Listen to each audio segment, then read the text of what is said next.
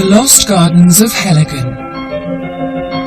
Nearly 200 acres of Cornwall, famed for their beauty and intriguing story. A story that thousands of visitors every year fall in love with. But there's a side of Heligan that those visitors don't always see.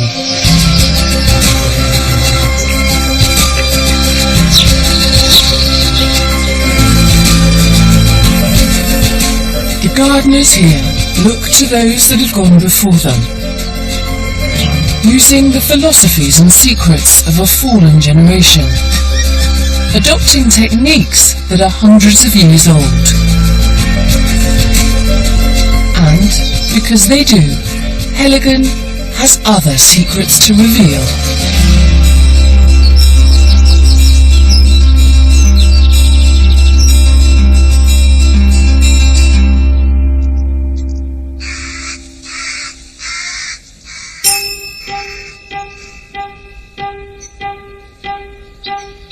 The Lost Gardens of Heligan are the lovingly restored remains of a Georgian estate that was, in its heyday, the perfect example of self-sufficient living.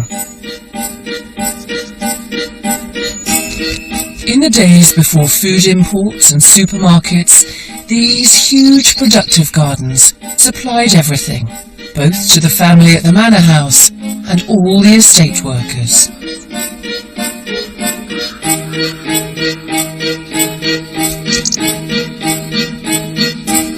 The productive gardens are the hub of a wider estate, which includes farmland and woodland.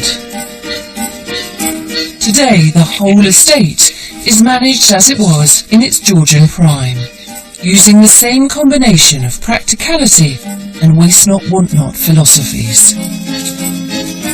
The staff follow the same seasonal rota, doing everything by hand, knowing that the spring will come. From season to season, from year to year, even century to century, the gardeners have tended this place through a constant cycle of life and death, growth and rebirth. And the consequences of all this simple care, even in modern times, there's still a home here for our most cherished animals.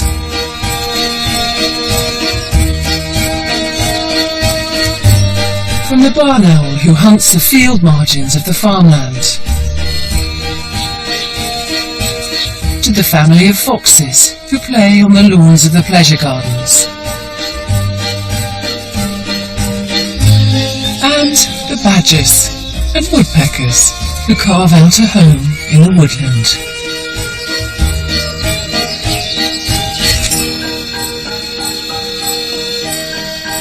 I think obviously when a place has been left undisturbed as long as Heligan was, it builds a whole body of wildlife that has made it its home. Since arriving here, we found that because we've left large chunks of it alone and opened up other bits, that we've just added to the ecological niches that creatures can live in.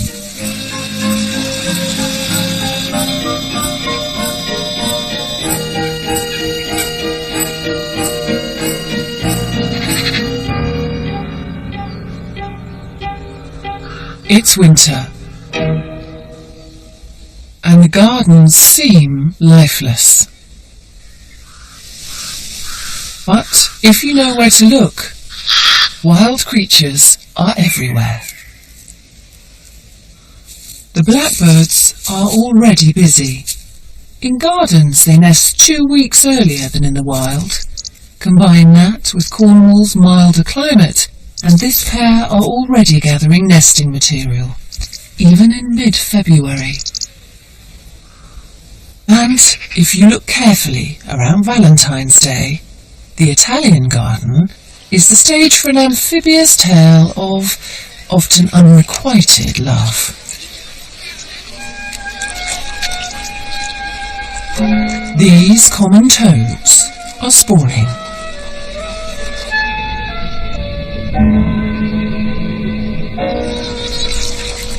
actually a highly competitive affair. Mi piace tanto accarezzarti, sugli occhi timidi baciarti, ma non mi sento di giurarti se tu mi... In the embrace of often many suitors, it's the female in the centre of the group, each of the males trying to get prime position to fertilise her eggs. Toads do migrate to the same breeding pond every year, considering they may live to 50.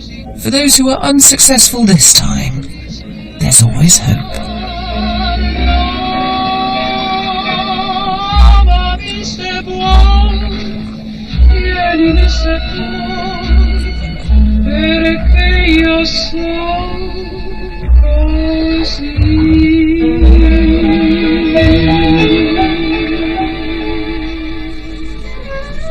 As breeding ponds disappear through our countryside, this Italian garden is now as it was a century ago. A sanctuary for amphibians and humans alike. But it wasn't always this way. In its prime, the estate was privately managed for the benefit of just one family. But today, it's maintained for everyone to enjoy. In between, the gardens had been forgotten, lost, until 21 years ago, Tim Smith and his friends stumbled upon them in a discovery that would change the garden's history. It was a fantastic day cutting through this bramble. I found this large vinery, which was completely rotted out, and the glass was hanging in the bramble and the ivy. And the sun came out, and there under this green veil I saw on the wall a pair of vine scissors still hanging on the original nail. And it's really funny when your eyes adjust for the first time seeing something like those scissors, how suddenly you saw all over the place tools, all sorts of implements, just lying there as if someone had many years ago said tea time and they'd gone away, fully expecting to return within the hour.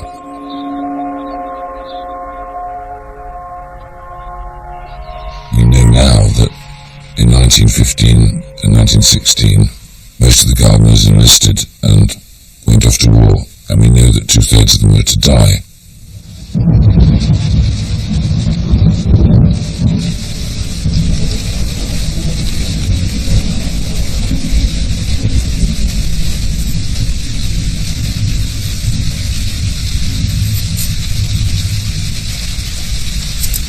They may be gone, but are not forgotten. The gardens are restored now, and a new generation of gardeners are reviving their old ways. Because it's these traditional techniques, often hundreds of years old, that make Heligan special, and that seem to balance and satisfy the needs of all the living creatures here, from plants to humans.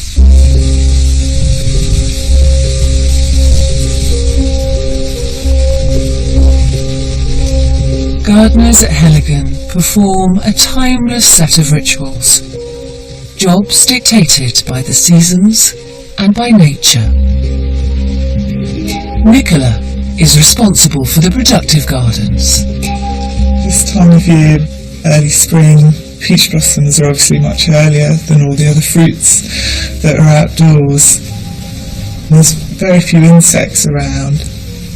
There's the odd bee buzzing around you can hear, but we can't rely on them to pollinate them, so we give them a helping hand basically to make sure that they're pollinated.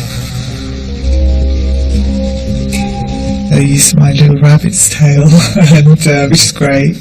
It's just like using a very soft, delicate brush. You don't damage the flowers, you just gently sort of brush it from one flower to another, and that's moving the pollen. It's a bit like doing your own watercolour, really. It is very much a marking of the season. I think we kind of all wait for the peach blossom to come out. very much heralds the start of the year for us.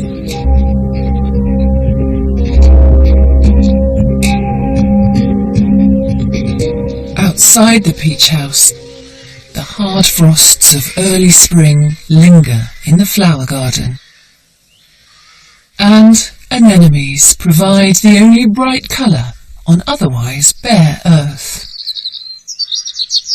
Well, that's not strictly true. Throughout the gardens, year-round, there are constant flashes of red from the gardener's friend.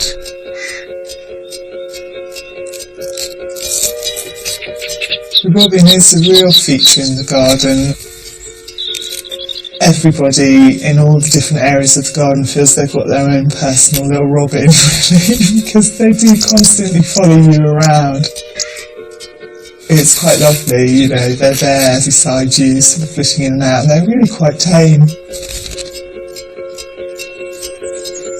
It's kind of a balance because we need the worms for the soil and the robins are pinching the worms.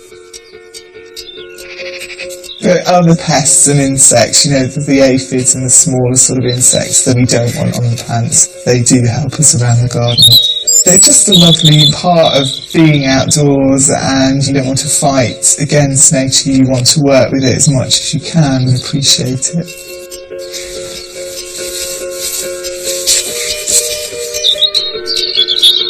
March.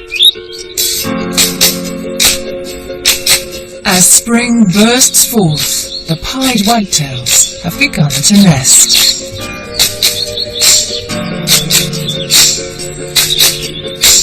They may think they've chosen a secret place, but it's right in the centre of the melon yard.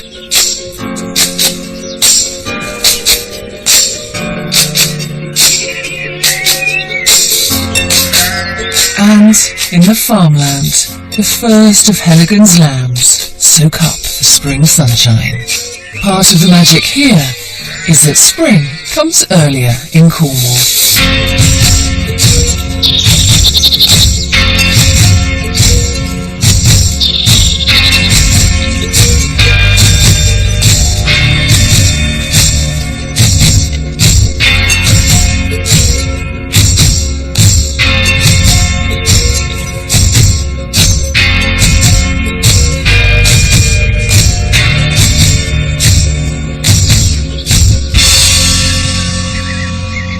The jackdaw is reputed to be clever, but this one probably needs to rethink a more fitting nest site.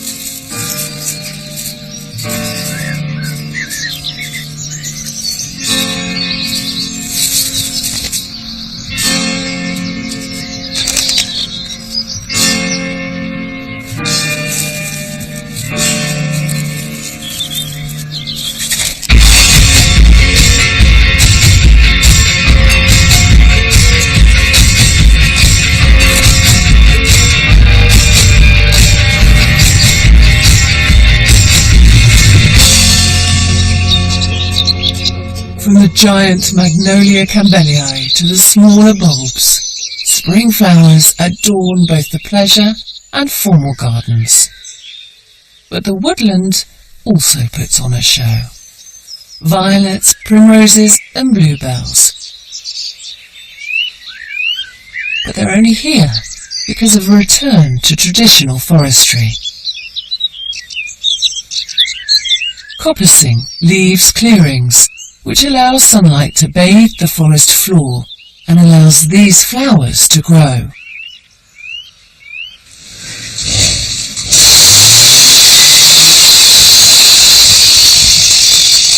When the tree is harvested, the policy is to use it all.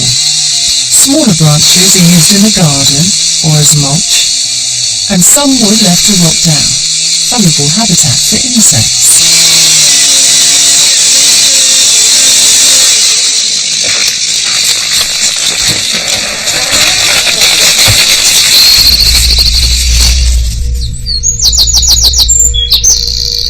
One of the really pleasing aspects of the restoration was when we by and large finished the main gardens and moved down into the Lost Valley, was uncovering the bones, if you like, of the working outside estate.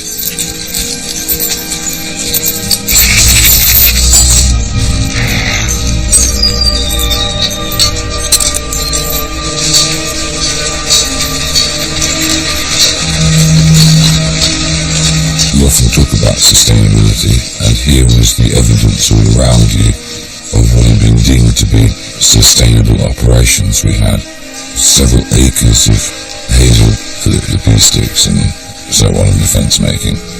Everything was going on site.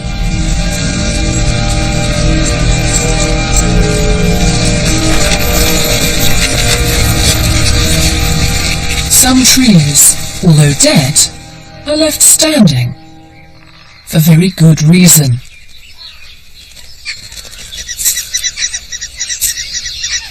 A pair of great spotted woodpeckers live here.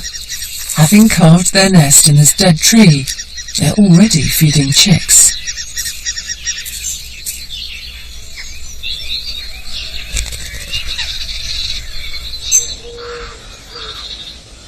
But one of Heligan's most charming woodland creatures is almost never seen by the visitors, because it's mainly nocturnal.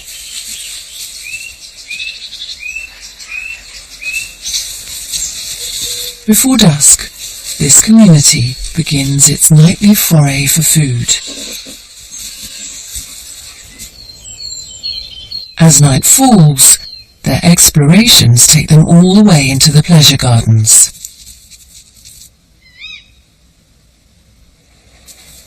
The tea rooms at Heligan actually play host to all sorts of visitors, 24/7.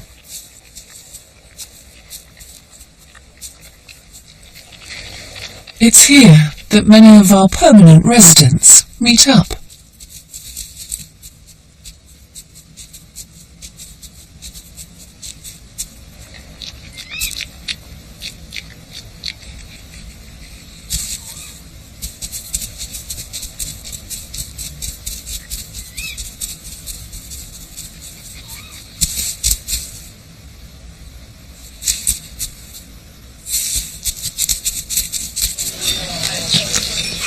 By day, the tea rooms are also bustling with visitors.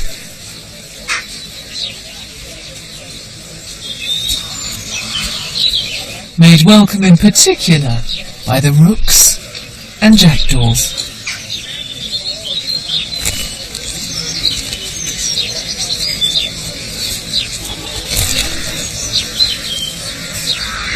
Gregarious birds are known to flock together during a season of plenty.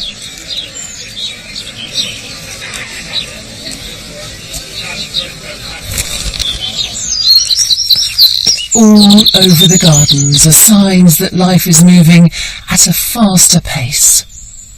Well, for Cornwall, that is. They say suicide is very rare in gardeners.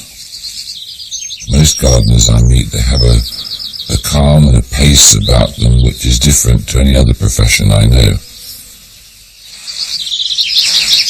It would drive me mad.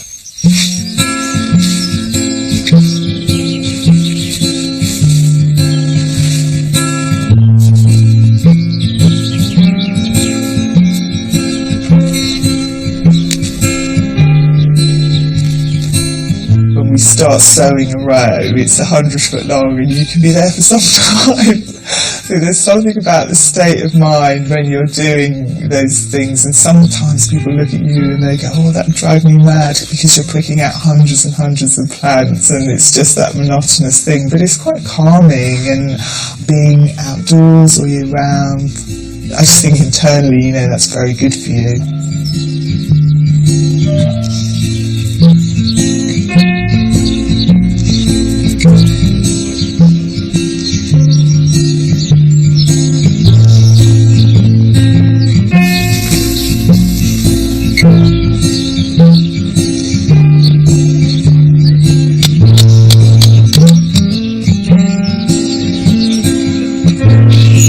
In the sundial garden, the blackbirds have the first of this year's babies.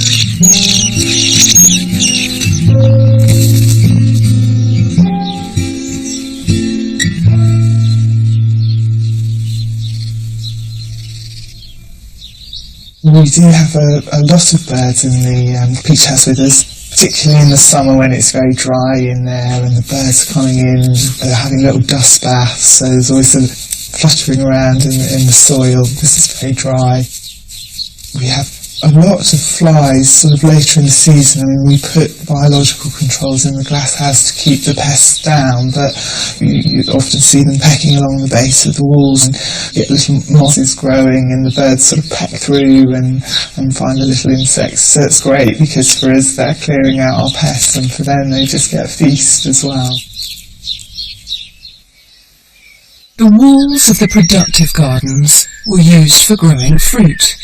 When the gardens were first built, brick was expensive, so they were mainly built of stone. However, in the sun, brick warms up much more than stone. So ever practical, the gardeners only used brick in those positions where the extra warmth would assist the ripening fruit. What would they think of the state of this precious wall now? Sparrows peck at the old mortar for the grit it contains. It helps them grind their food inside their stomachs. And the traditional limestone also helps make strong eggs, vital at this time of year.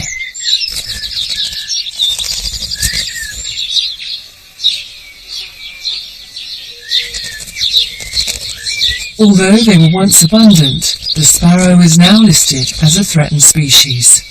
Here, they're still thriving.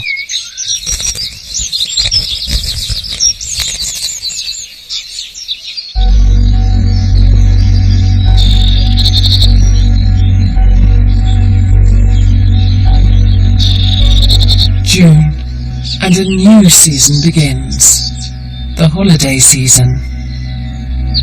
In the pleasure gardens, the giant Cornish red rhododendron trees are now at their peak.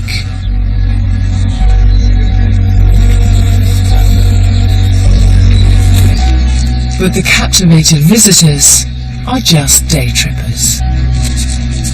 Each evening, they pack up and leave. And when the visitors are gone, permanent residents reclaim the lawns once again. A family who call this home.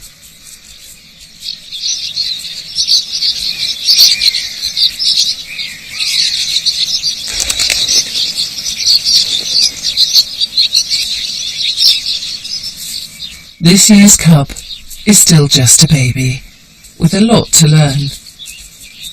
The older cub is perhaps a yearling, and seems reluctant yet to claim his independence. So for the time being, Mum, with her one scarred eye, will hunt for all of them.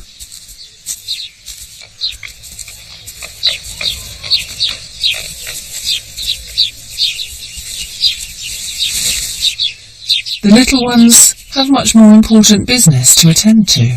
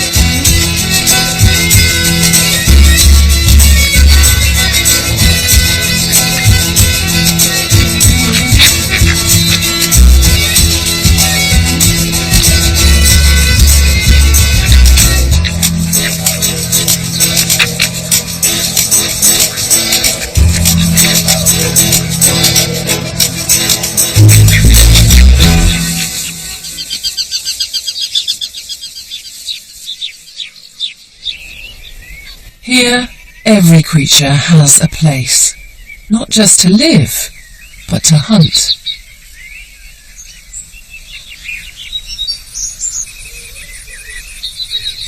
Out in the farmland, a rare sight these days, the ultimate symbol that here they're getting it right.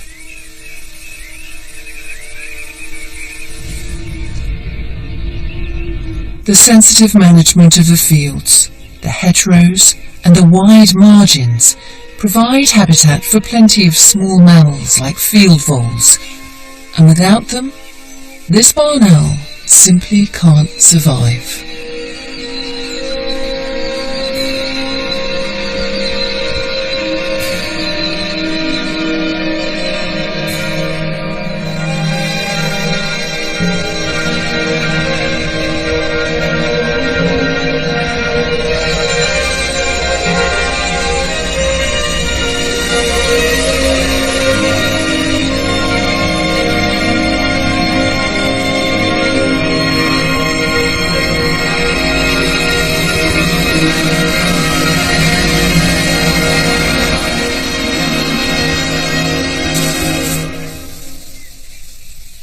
To have created a place where a lot of living things can't thrive is almost an affront to your approach to husbandry or living, if you like, with the grain of nature.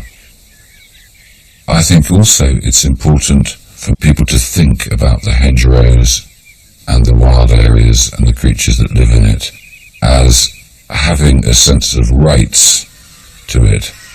Because we're so used to looking at humankind as having dominion, as it says in the book of Genesis, over all living things.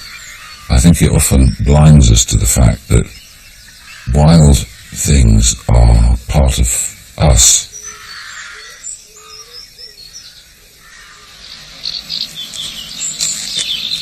July.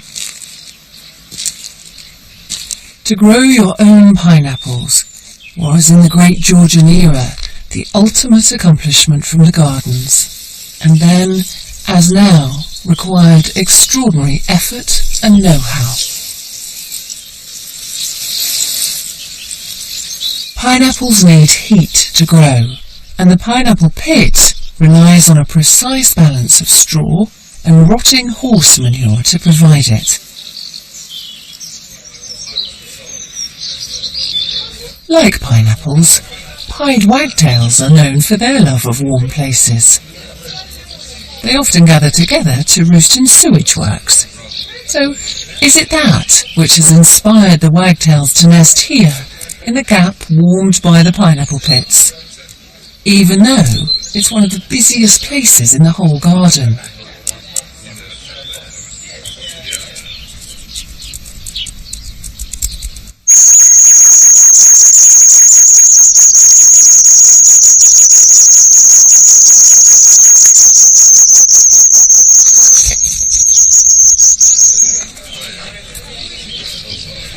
Visitors are just part of the scenery, and it's all systems go finding insects for 5 chicks.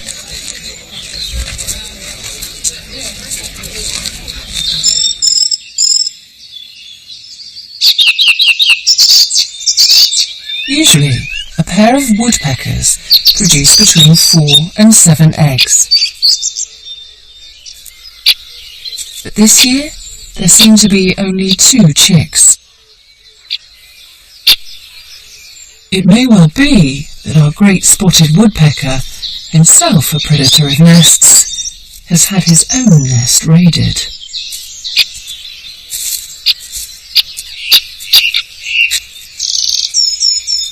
All those dead logs provide plenty of good Cornish grub.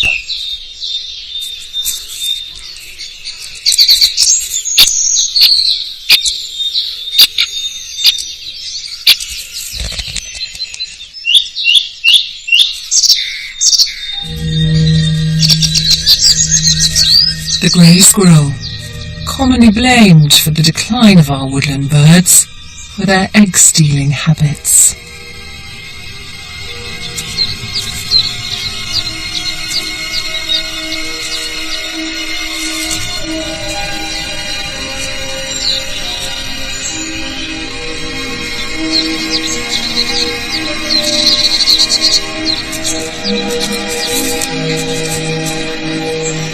Is that fair? Birds lay so many eggs. Perhaps they're expecting to lose a few.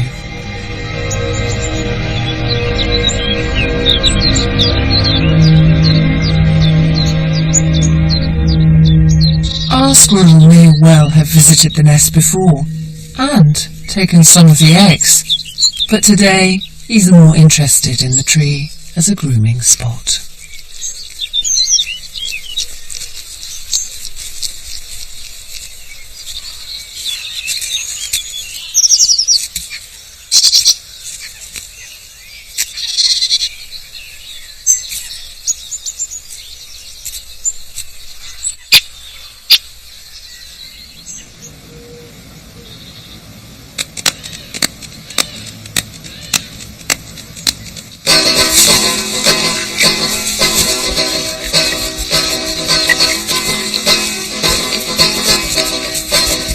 When darkness falls, Heligan's woods get really busy. And this year, there have been lots of babies.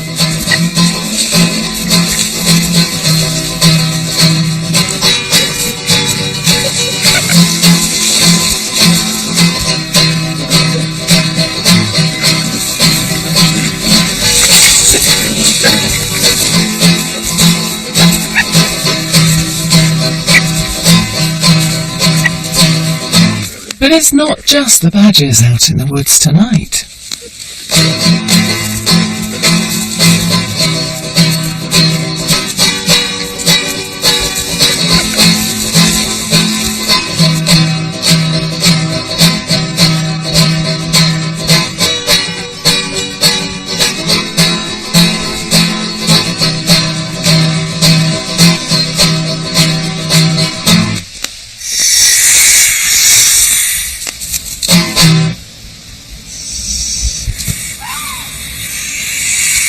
The barn owls have chicks. They're just a few weeks old, but already eating their own body weight in mice and voles.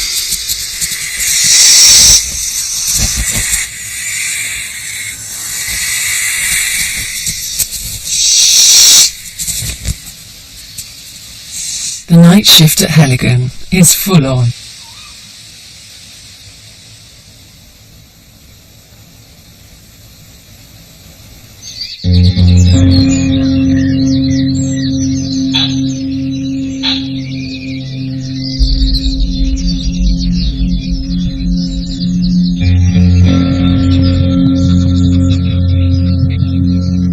But dawn reveals tragedy for one family.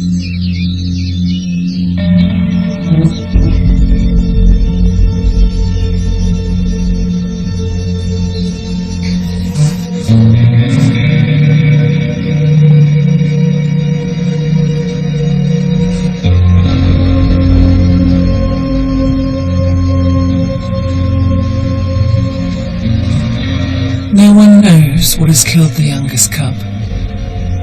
Another territorial fox? A badger? A dog? We can only guess.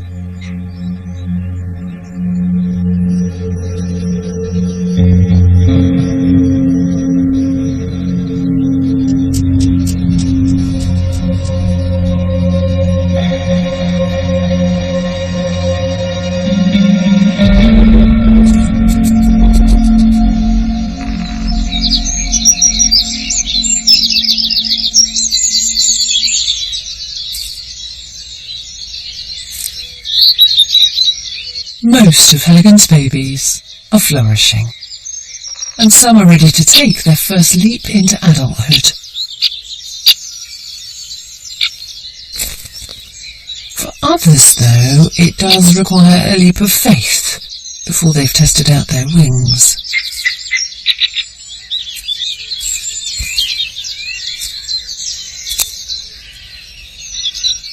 Mum tries to encourage him out with a tasty caterpillar.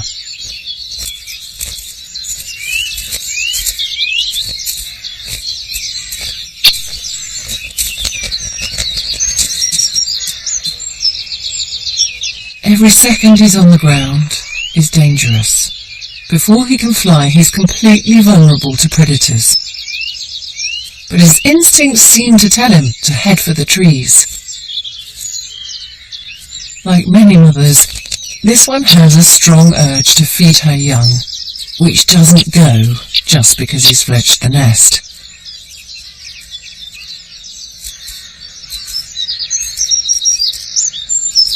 So, instead of flying lesson 1 for our woodpecker chick, today turns out to be tree climbing.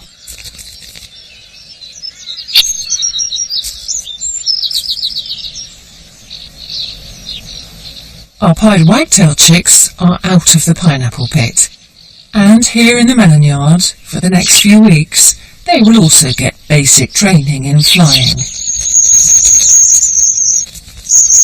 And we'll finally find out what that tail can really do when they move on to acrobatics and fly catching.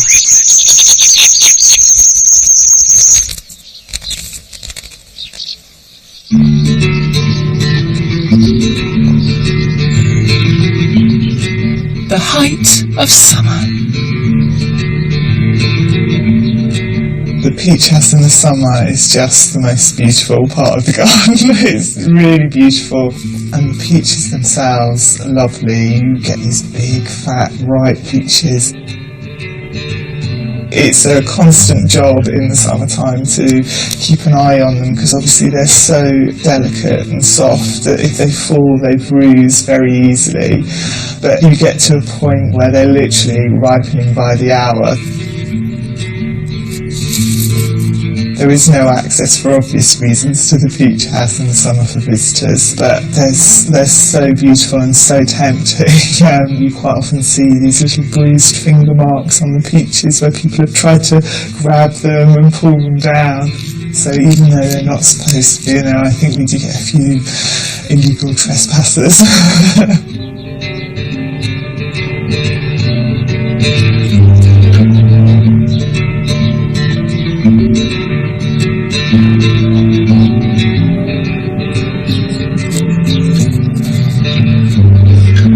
Flowers were the peak of horticultural achievement in the Georgian era, and now the flower garden is at its best, bustling. Not only with people, it's a nectar-rich heaven for all sorts of insects, including the declining bumblebee. But there are other pollinators too. Not all welcome. Enemy of the gardener, as a caterpillar, the large white butterfly was munching on the cabbages here. Some of these tiny creatures are touching down here for the first time after crossing the channel. A red admiral feeds on the echinacea flowers.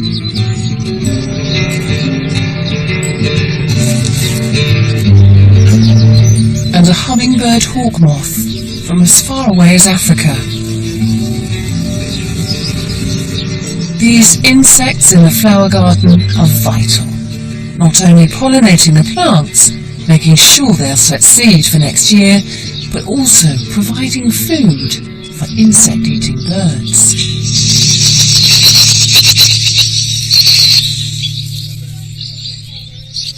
Next to the flower garden, inside an old boiler house, a new family of swallows. These harbingers of high summer are hungry and demand a feed almost every 2 minutes.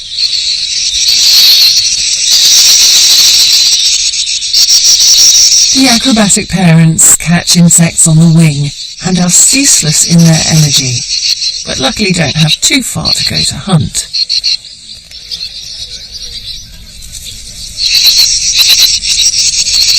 It might help if the chicks were a bit less fussy.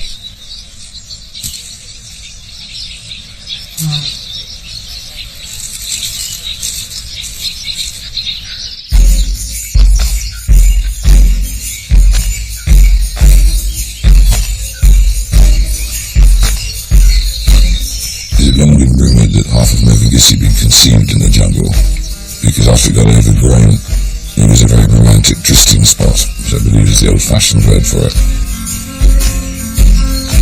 it is hard today to convey to anybody that the word jungle had become literal, but in the sense of British by the time we got there.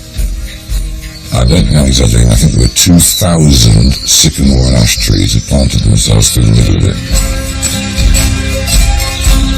It was a monumental effort of work. It's a huge job. I feel tired just talking about it.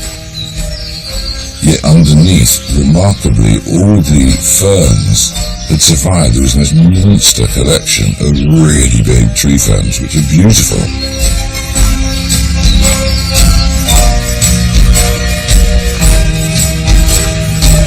Heligan's jungle has a unique microclimate, 5 degrees warmer than other areas, and so these exotic plants thrive, as do more familiar species. The grass snake. Our only egg-laying snake needs the damp and extra heat of the jungle to hatch its eggs.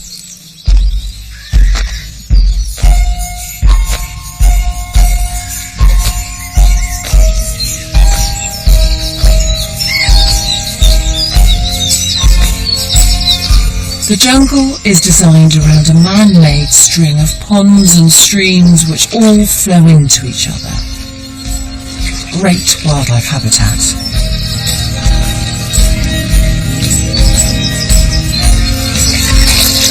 Just like any garden pond, keeping this lot clear of weed is relentless.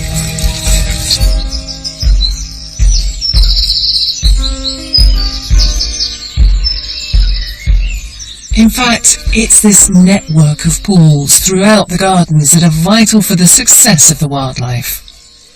From the jungle to the Italian garden.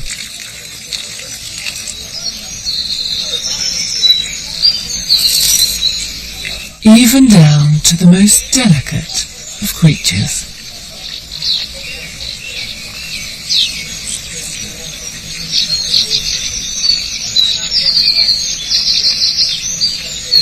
Here, where the toads spawned, dragonflies and demoiselles as beautiful as any of the flowers, now gather to dip delicately in the water, laying their eggs.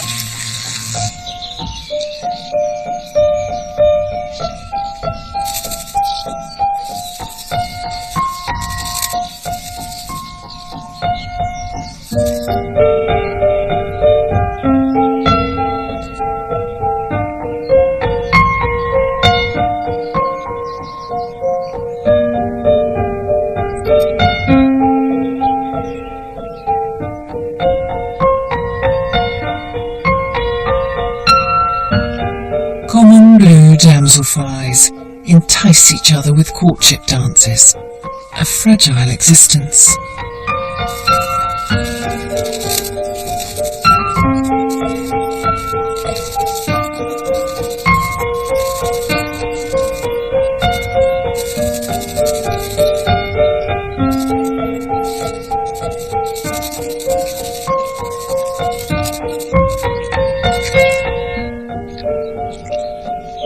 Here in the pond, their eggs will be safe.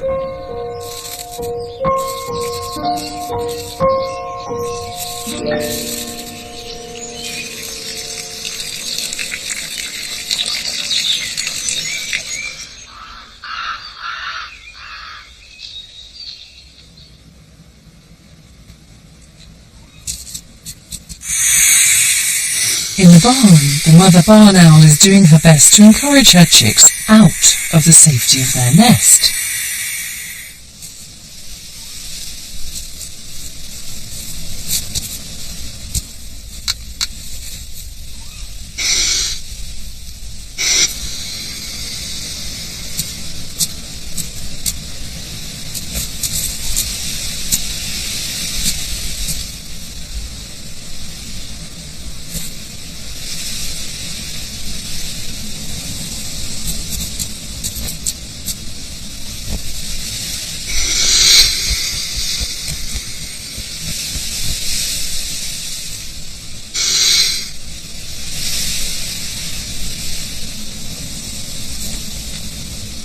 they're not so sure. Tomorrow night, perhaps.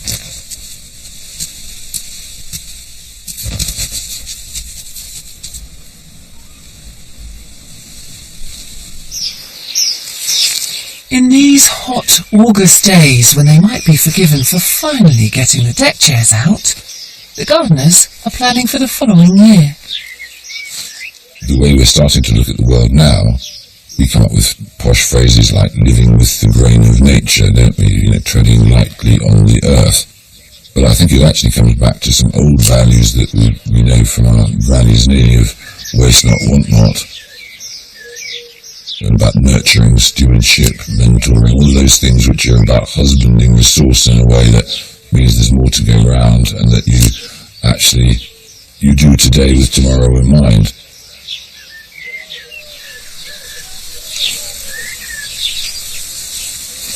We've been so based on living for today that the tomorrow was never something in mind because we had this concept called growth which meant that tomorrow would look after itself.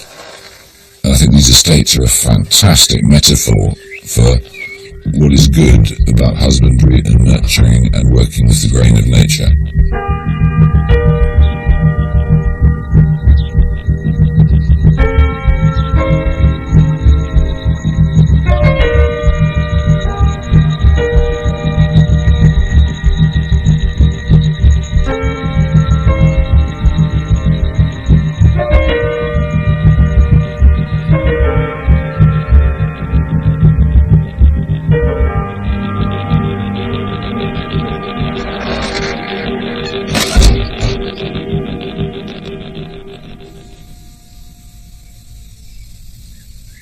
Although autumn comes later in Cornwall, it does happen. The growing season eventually comes to an end, and so begins a new season of gathering for birds, animals, and humans alike.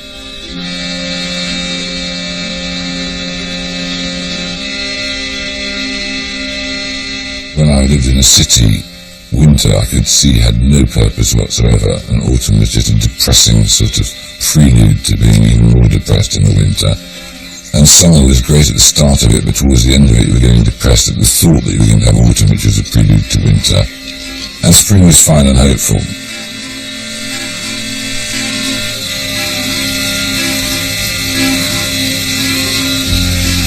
Once you start to work with the seasons and you work in a living where what the weather is like actually matters as opposed to it being just something at the end of the news, it roots you in a way that I'm not sure any other profession or type of profession does.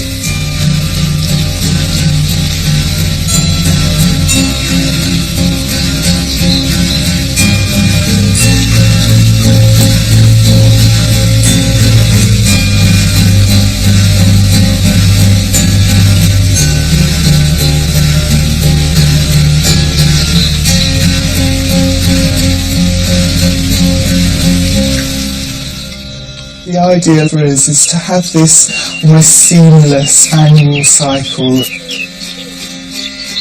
There's a time for everything.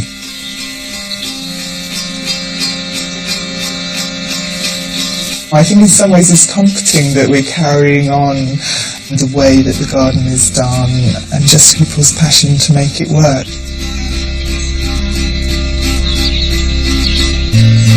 And it's that way the gardeners work, which means that as they prepare for the winter's lean months, the garden remains home to such a variety of birds.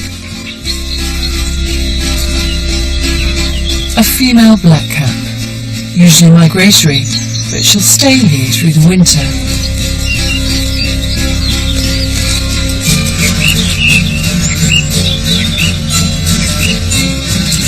The song thrush, on the decline throughout the UK because of lack of nesting sites and lack of food.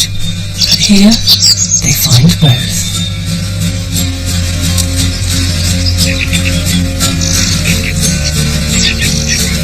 All over the estate, birds are making full use of the food left for them, stocking up for winter.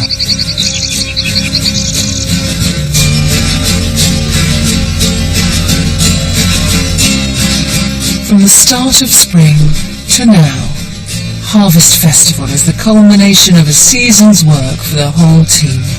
A moment to take stock and even show off what nature can deliver.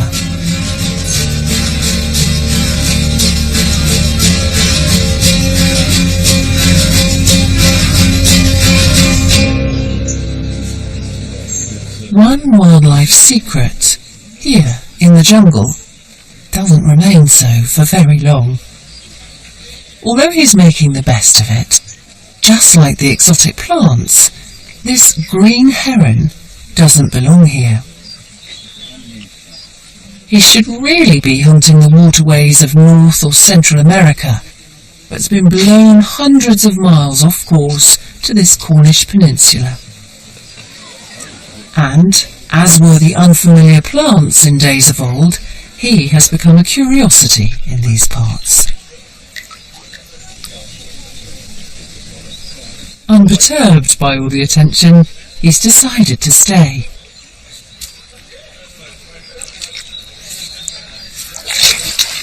A decision not so welcome for the local frogs.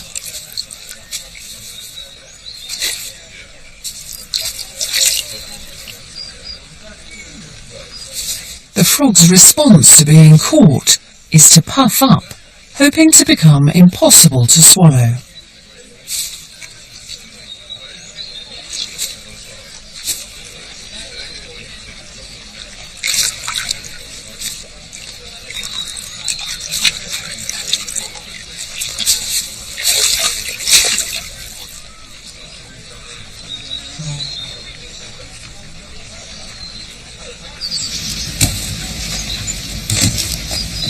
Late autumn.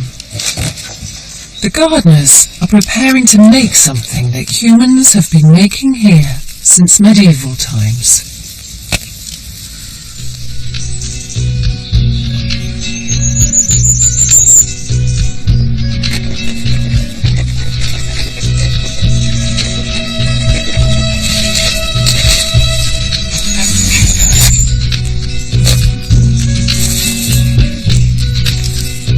We fell in love with the idea of going back to charcoal making.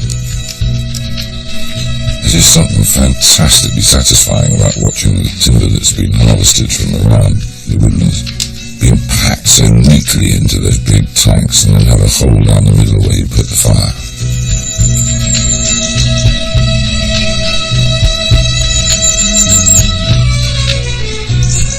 It's really an amazing sense of doing stuff which ends up in a product or something else that's useful.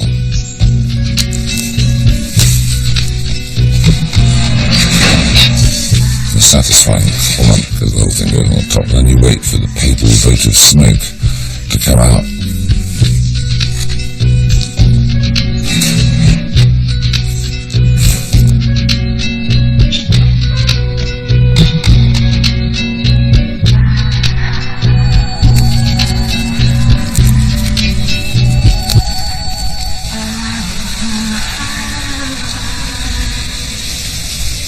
The charcoal will burn for 3 nights and days.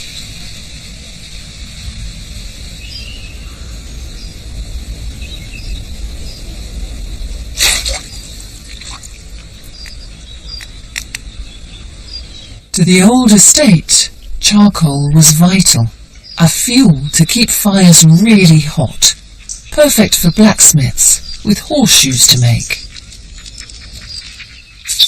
To the woodland wildlife, its production is what helps to shape their home. There's no time for sunbathing in this season of gathering.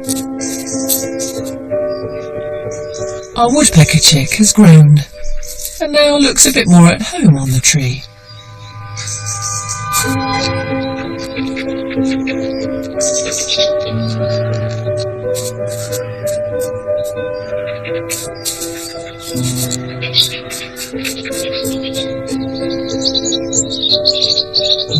Out on the farmland, the sunflowers have long finished flowering, but the huge seed heads are left as food for the birds. Now their breeding season is over, finches roam in flocks, teasing out the last of the seeds.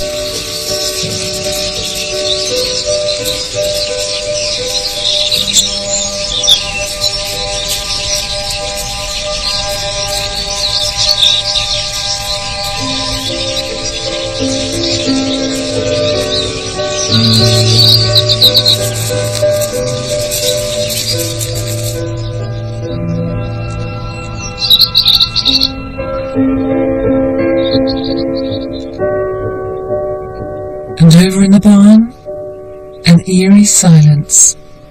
The nest box is finally empty.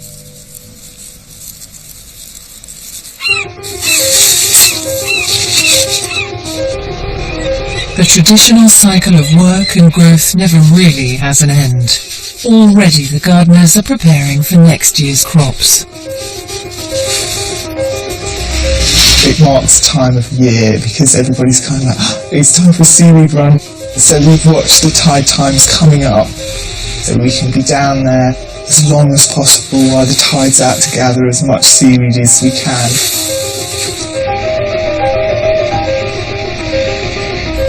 We need to get it out onto the beds really as quickly as possible because we learn from past experience if you leave it for a week before you start putting it out on the beds, it can be quite a smelly job.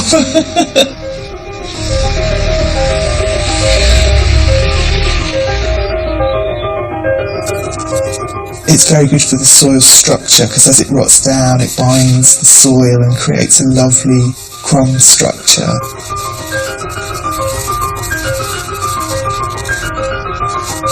Each bed is 4,500 square feet of bed that you've got to put the seaweed on, so it's quite an epic job.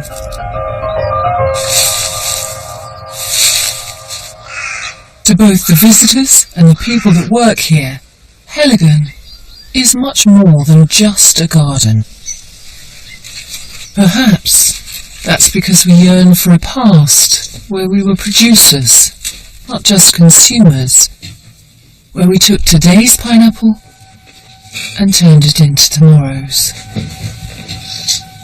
Going into the potting shed, the smell of loam and creosote and terracotta and sisal and seeing the wonderful tools that we've got. Every person I've ever escorted in there has believed that it was the potting shed their granddad had, even if they couldn't remember their granddad or knew for certain they didn't have a potting shed. It's wonderful.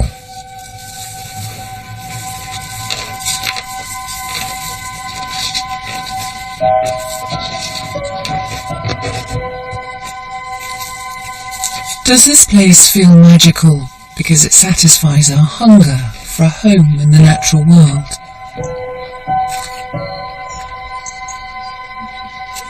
We worry about losing our wildlife and our productive heritage. But what this place has rediscovered is that there is something we can do about that. And that makes us feel good.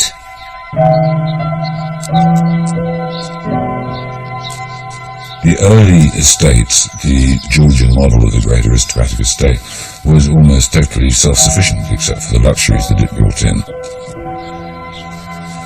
I like the idea that in the modern day we could be almost self-sufficient again here in such a way that you can actually run our countryside for the benefit of every living thing.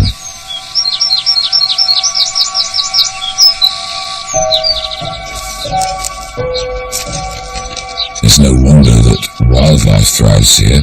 It's no wonder to me because actually people thrive here.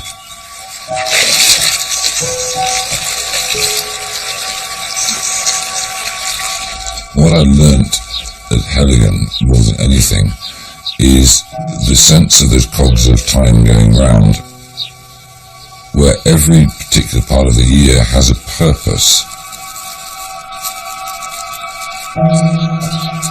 If you were to ask me what is my favourite time, it would have been like spring or summer or maybe even early autumn. But now it's that end of January, beginning of February time when everybody else is feeling really depressed, when I feel as if I'm being let in on a magnificent secret as I see the bulbs burst through the ground. It just feels fantastically hopeful.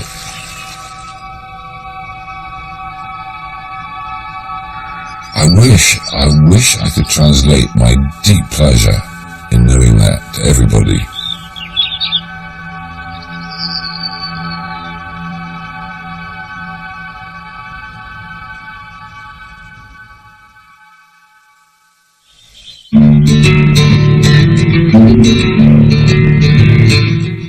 And we're back in Cornwall later this evening for a railway walk from 10:30. Stay with us here on BBC HD Now. We're heading up Mount Everest next.